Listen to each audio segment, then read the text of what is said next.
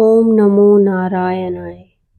आज हम आपको सुनाने जा रहे हैं शर्तिला एकादशी की पावन व्रत कथा। यह कथा केवल सुनने के लिए नहीं बल्कि जीवन को शुद्ध करने के लिए है। यदि आप इसे शांत मन और श्रद्धा से सुनते हैं तो भगवान विष्णु की कृपा अवश्य प्राप्त होती है। एक समय की बात है, नारद मुनि वैकुंठ लोक पहुंचे और भगवान विष्णु के चरणों में विनम्रता से नमन किया। उन्होंने कहा, हे प्रभु, कलयुग में मनुष्य अनजाने में अनेक पाप कर बैठता है। कृपा करके ऐसा व्रत बताइए जो उसके पापों का नाश कर सके। भगवान विष्णु ने करुणामय दृष्टि से देखा और बोले, नारद, माघ मास के कृष्ण पक्ष की एकादशी शर्तिला एकादशी कहलाती है। इस दिन तिल का प्रयोग 6 प्रकार से किया जाता है। इसी कारण इसका नाम शर्तिला पड़ा है। जो व्यक्ति इस दिन व्रत, दान और संयम का पालन करता है उसके अनेक जन्मों के पाप नष्ट हो जाते हैं। भगवान विष्णु ने आगे कथा सुनाई। एक नगर में एक ब्राह्मण स्त्री रहती थी। वह प्रतिदिन प्रातः स्नान करती, पूजा पाठ करती, एकादशी का व्रत रखती। बाहरी रूप से उसका जीवन बहुत पवित्र था, परंतु उसके जीवन में एक बड़ी कमी थी।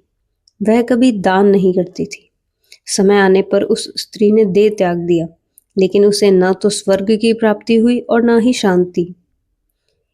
नारद मुनि ने जब यह स्थिति देखी तो वे व्यतीत हो उठे। उन्होंने भगवान विष्णु से पूछा, हे प्रभु, इस स्त्री ने जीवन भर व्रत किए, फिर भी इसे यह फल क्यों नहीं मिला? भगवान विष्णु बोले, नारद, इसने व्रत तो किए पर कभी दान नहीं किया। दान के बिना व्रत अधूरा माना जाता है, क्योंकि व्रत केवल उपवास नहीं बल्कि त्याग और करुणा का मार्ग है। नारद मुनि की प्रार्थना सुनकर भगवान विष्णु ने कहा, इसके पुण्य पूरी तरह समाप्त नहीं हुए हैं। भगवान की आज्ञा से नारद मुनि उस स्त्री के पास पहुंचे और उसे आत्मशुद्धि का एक अंतिम अवसर दिया। नारद मुनि ने विधि बताते हुए कहा, वत्से, माघ कृष्ण पक्ष की इस एकादशी को शर्तिला एकादशी कहा जाता है। इस दिन तिल के 6 प्रयोग अत्यंत पुण्यकारी माने गए हैं। नारद मुनि बोले, शर्तिला एकादशी के दिन तिल मिले जल से स्नान करना चाहिए, क्योंकि इससे शरीर और मन दोनों की शुद्धि होती है। इसके बाद तिल का उपटन लगाना चाहिए, जिससे नकारात्मक ऊर्जा और पाप नष्ट होते हैं। तिल से हवन करने से अग्नि के माध्यम से हमारी श्रद्धा देवताओं तक पहुंचती है। इस दिन तिल का दान अत्यंत आवश्यक है, क्योंकि बिना दान के यह व्रत पूर्ण नहीं होता। व्रती को तिल से बना भोजन या फलाहार ग्रहण करना चाहिए, जिससे व्रत की पूर्णता होती है। अंत में भगवान विष्णु को तिल अर्पित कर श्रद्धा से पूजा करनी चाहिए। नारद मुनि के उपदेश को सुनकर उस स्त्री का हृदय परिवर्तन हो गया। उसने श्रद्धा और नियम पूर्वक शर्तिला एकादशी का व्रत किया, तिल का दान किया और भगवान विष्णु का स्मरण किया। वास्तव में इस व्रत में प्रातः स्नान इसलिए बताया गया है ताकि मन शुद्ध हो सके। संकल्प इसलिए लिया जाता है ताकि मन विचलित न हो।